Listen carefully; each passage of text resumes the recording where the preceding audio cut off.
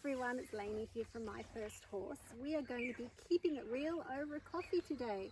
Thought I would start with a bit of a recap on how I got back into horses after many years hiatus, because I'm sure a lot of you out there are the same as me.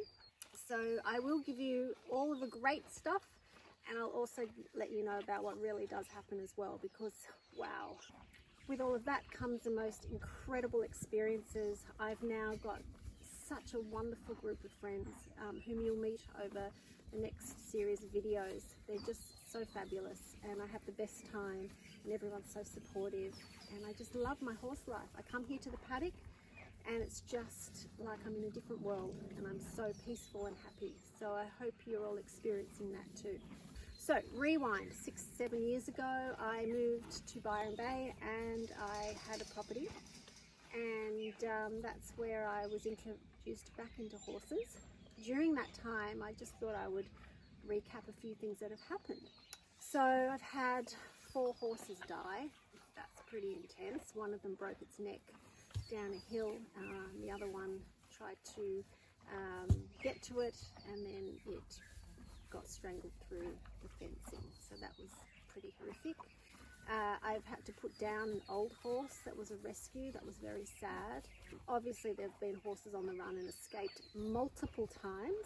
These aren't all my horses, by the way, but I have been directly, involved with it because they were living on our property. Had a horse go through a fence and had multiple punctures with star pickets and pretty much sliced and diced. I've seen her owner literally put her hand inside her leg and pull out congealed blood over a 10-day period.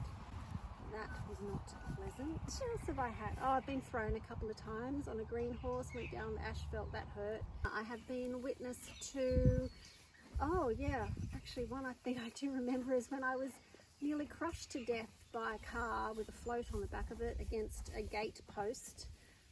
That was a couple of years ago, nearly died.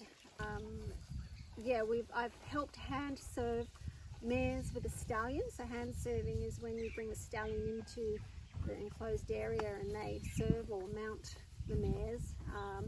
They mate there. That is intense and absolutely terrifying, if I'm honest. I don't ever want to do that again. One of the horses that fell pregnant was Bliss. We were very excited about that. So I was with her obviously throughout her pregnancy, every day, twice a day. We named the foal as the time approached. We slept in the stable when we thought she was going to be giving birth, but she didn't at that stage. Then sadly I wasn't there when she did give birth, so I missed that. And even sadder was that the foal died in my arms 2 days later in the middle of the night in the stable. Yeah, I know, Bliss has just released some tension around that.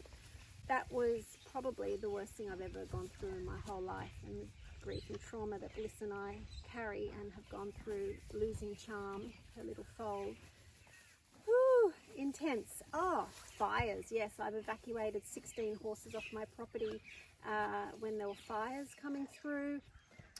Then we had the floods, so we had to move all of our horses through the rain, through the floods to other paddocks, and those paddocks flooded. Then we had to move them again. Bliss slipped down a hill. She injured herself. Gosh, I could tell you so many other things. Horses jumping out of stables, like literally hanging on the stable door and having to be lifted off. It goes on and on and on. But aside from all of that, it is probably the best thing you'll ever do.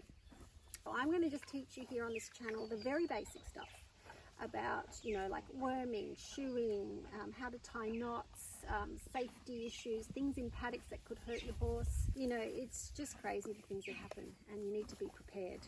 So despite all of those things that can go wrong, I guess, and that can be viewed as negative, they're actually not negative, because what they do is they create the person you are today with your horse. So it's like a tapestry, layer and layer and layer and layer and layer of experience.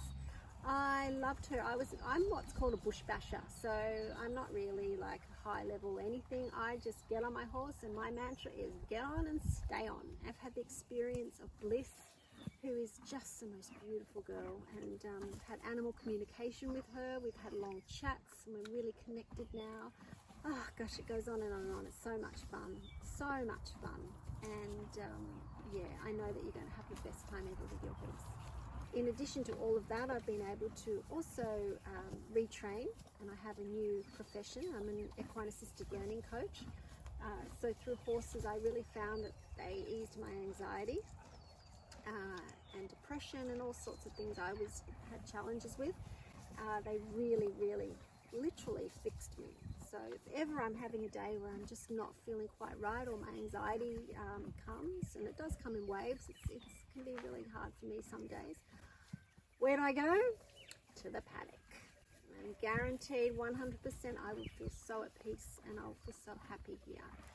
So please leave any suggestions in the comments. I'd love to hear them on topics that you might like a little paddock chat about.